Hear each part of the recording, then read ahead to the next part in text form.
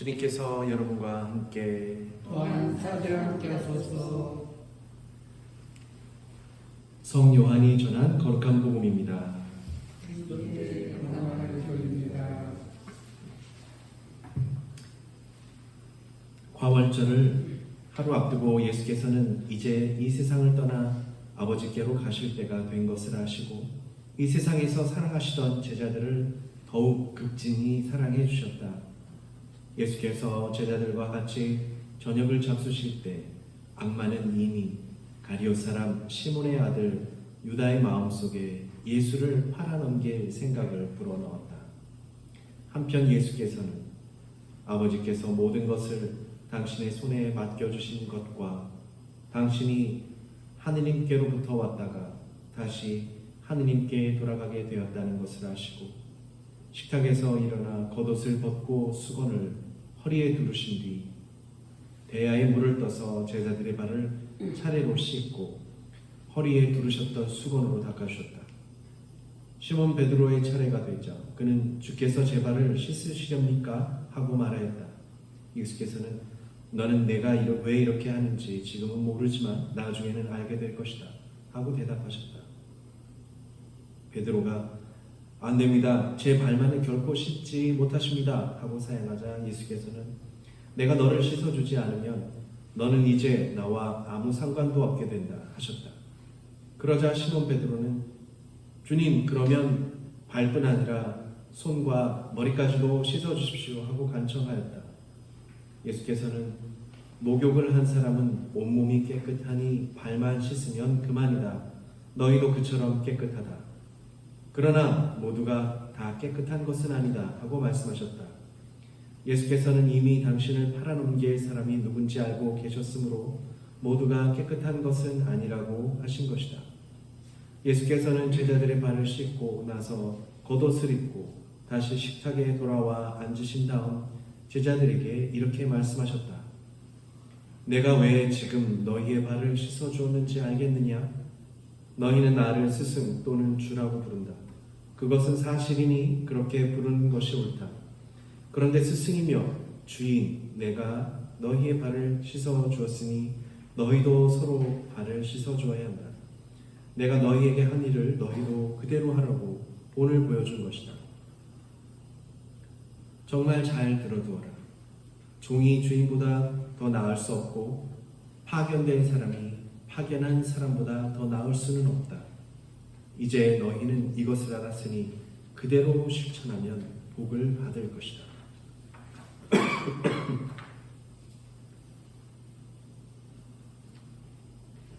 이제 유다가 나간 이제 사람의 아들이 영광을 받게 되었고 또 사람의 아들로 말미암아 하느님께서도 영광을 받으시게 되었다. 하느님께서 사람의 아들로 말미암아 영광을 받으신다면 하느님께서도 몸소 사람의 아들에게 영광을 주실 것이다. 아니 이제 곧 주실 것이다. 나의 사랑하는 제자들아, 내가 너희와 같이 있는 것도 이제 잠시뿐이다. 내가 가면 너희는 나를 찾아다닐 것이다.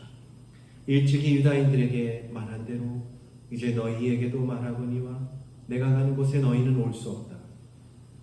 나는 너희에게 새 계명을 주겠다. 서로 사랑하여라. 내가 너희를 사랑한 것처럼 너희도 서로 사랑하여라. 너희가 서로 사랑하면 세상 사람들이 그것을 보고 너희가 내 제자라는 것을 알게 될 것이다. 주님의 복음입니다. 그리스도를 찬양합니다. 성부와 성자와 성령의 이름으로 아멘.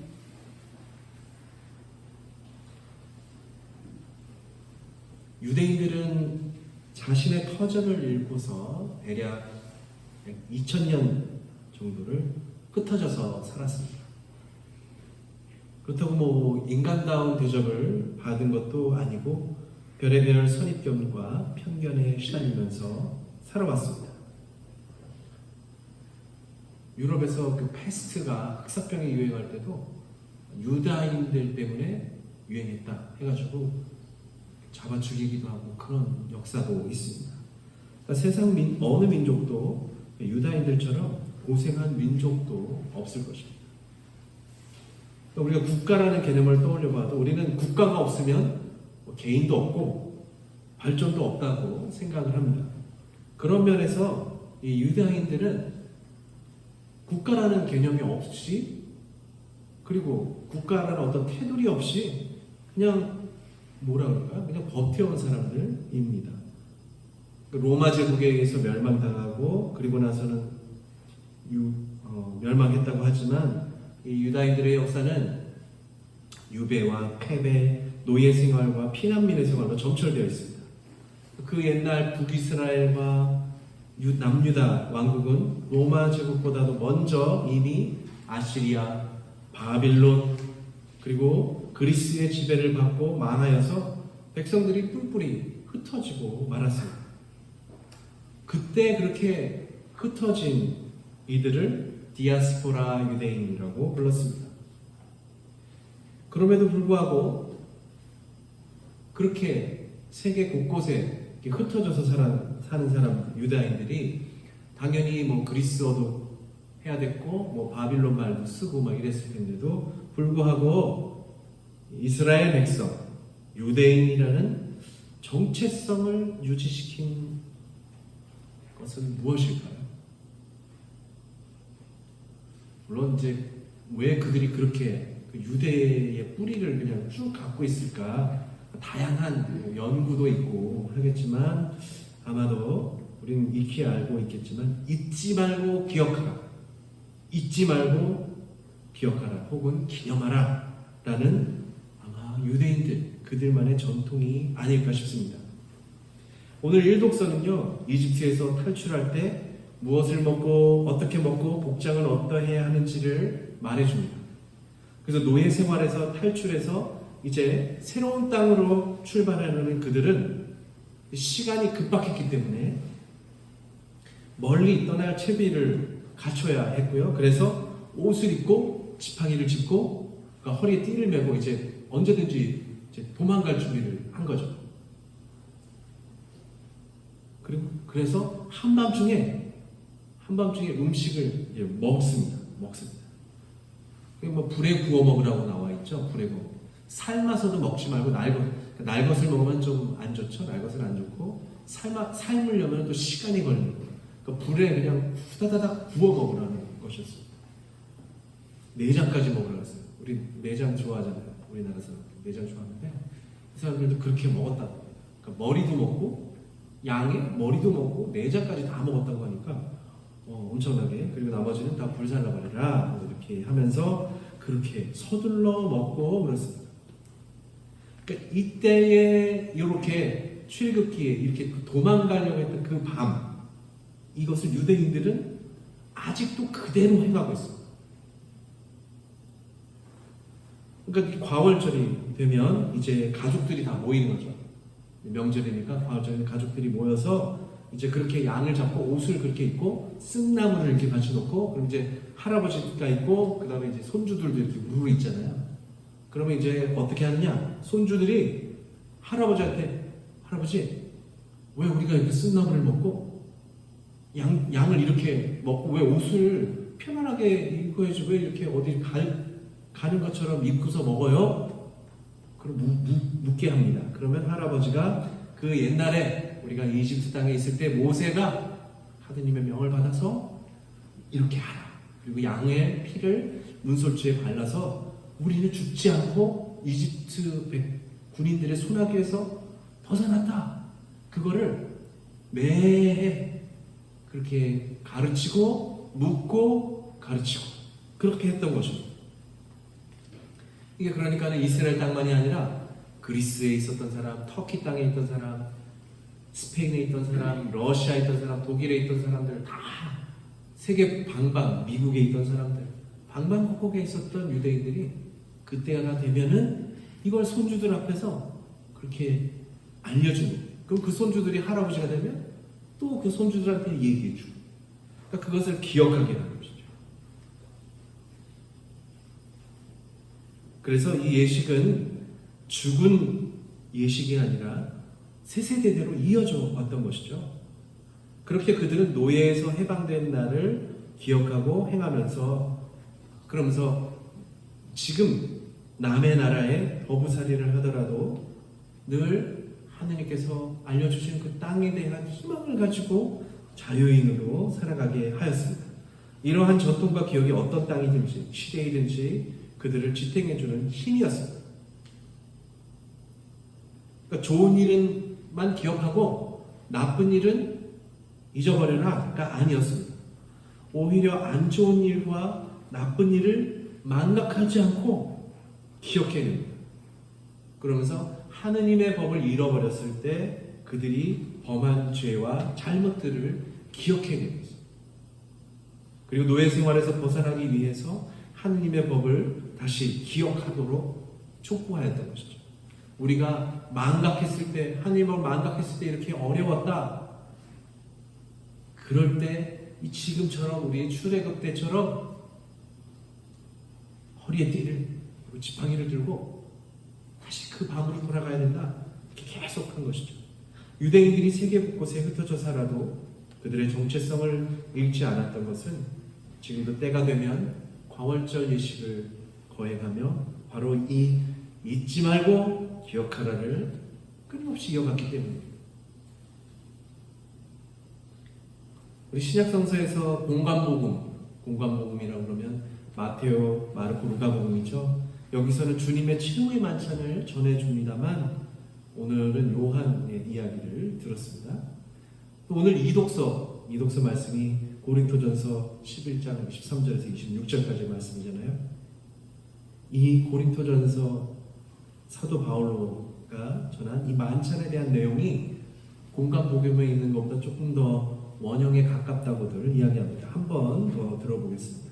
내가 여러분에게 전해준 것은 주님께로부터 받은 것입니다. 곧 주 예수께서 잡히시던 날 밤에 빵을 손에 드시고 감사의 기도를 드리신 다음 빵을 떼시고 이것은 너희들을 위하여 주는 내 몸이니 나를 기억하여 이 예를 행하여라 하고 말씀하셨습니다. 또 식후에 잔을 드시고 감사의 기도를 드리신 다음 이것은 내 피로 맺는 새로운 계약의 잔이니 마실 때마다 나를 기억하여 이 예를 행하여라 하고 말씀하셨습니다. 그러므로 여러분은 이 빵을 먹고 이 잔을 마실 때마다 주님의 죽음을 선포하고 이것을 주님께서 다시 오실 때까지 하십시오. 이게 오늘 이독서인데요. 이렇게 사도 바울로는 이 당부를 주님을 따르는 이들에게 말하면서 2000년 가까이를 해오고 있는 것입니다. 그리스도교의 정체성을 어쩌면 이렇게 오랜 기간 동안 끊이지 않고 행한 성찬례에서 비롯됩니다. 당신의 몸과 피를 내어놓는 이 거룩한 예식을 통해서 교회는 사랑으로 자신을 가득 채우고 신원 의식을 지켜냈습니다. 주님께서 하신 마지막 당부를 사도들과 제자들이 지켜냈고 이어갔고 그리고 그 제자들이 또 그 다음 제자들이 그렇게 해서 우리 이 자리에 있는 우리에게까지 이어져 옵니다. 유대인들이 해방의 날을 기억하고 행하듯이 그리스도교인들은 이제 희생양을 죽이지 않고 예수 그리스도의 몸과 피를 받아 모신 일을 기억하고 잊지 않고 행하고 있습니다. 동시에 요한복음은 희생양이 되신 그리스도의 몸과 피를 먹이신 일을 기억하는 일 대신에 제자들의 발을 씻기시는 예수님의 겸허하심과 낮아지심을 기억해냅니다. 예수님의 몸과 피를 받아 모시는 성찬례 그리고 예수님께서 직접 제자들의 발을 씻기셨던 그 예식을 우리가 지금 기억해내고 잊지 않고 행하고 있는 것입니다. 굳이 예수 그리스도 당신의 손으로 제자들의 발을 씻기시는 일을 보고 제자들은 놀라워했고 거부했지만 결국 예수께서 못 박히신 그 손이 그들의 발을 씻기신 그 손임을 알아차리고 기억합니다. 예수님이 한때 목수일처럼 굳은 일을 하셔서 아마도 굳은 살이 손에 배어 있지 않을까요? 그 굳은 살의 손이 제자들의 발을 어루만지고 씻어낼 때 사실 까칠한 손의 느낌을 그들은 이제 나중에 예수 그리스도의 못 박힌 손에서 되살려냅니다. 제자들의 발을 씻기시는 그 손은 더욱 낮아져서 누군가의 망치질에 의해 못이 박혀질 정도로 낮아지고 폭행을 당하실 겁니다. 다른 이의 발을 씻기고 누군가의 폭행으로 상처를 입으시는 그 손이 이제는 죽은 이들의 손을 잡아내고 아픈 이들의 손을 잡아주며 가난한 이들의 손을 끌어줄 것입니다. 가장 아프고 낮아지고 피투성이의 그 손이 우리 가운데 억울하게 모함을 받고 고난받는 이들과 고통 중에 허덕이는 이들의 아픔을 대신 막아줄 것입니다. 오늘 제자들과 함께 마지막 만찬을 나누시며 제자들의 발도 함께 씻어주십니다. 이 일을 잊지 말고 행하라고, 기억해내라고 주님께서 당부하십니다. 강요가 아니라 당부하십니다. 그래서 우리는 억지로 하는 것이 아니라 자발적으로 잊지 않고 기억해냅니다. 유대인들은 자신들이 첫 번째 해방의 날을 기억하고 기념하지만 그리스도인들은 두 번째 해방의 날인 부활을 기념합니다. 부활을 위해서 몸과 피를 내놓으신 주님을 기억하고 그분과 함께 식탁에 모여서 만찬을 나눕니다. 주님의 사랑은 이 기억으로 되살아납니다. 주님의 손이 우리의 발을 씻기시고 우리가 당할 위협을 막아내시고 상처를 입으실 것입니다. 이 기억으로 우리들은 그리스도인이 됩니다. 주님께서 행하라고 당부하신 성찬례를 우리는 아직도 지금도 그리고 앞으로도 계속 행할 것입니다. 주님께서 행하라고 당부하신 다른 이의 발을 씻김을 우리는 계속 이어갈 것입니다. 주님께서 몸소 폭력과 불편부당함과 불의한 일을 손으로 막아내어 그 손이 구멍에 뚫리셨듯이 우리도 불의에 굴하지 않고 의로운 일에 우리의 손을 내어 드립시다. 마침내 마지막 날에 우리의 손이 주님의 손과 닮아서 하느님 나라의 시민이 되는 징표가 되기를 기도해 봅시다. 성부와 성자와 성령의 이름으로 아멘.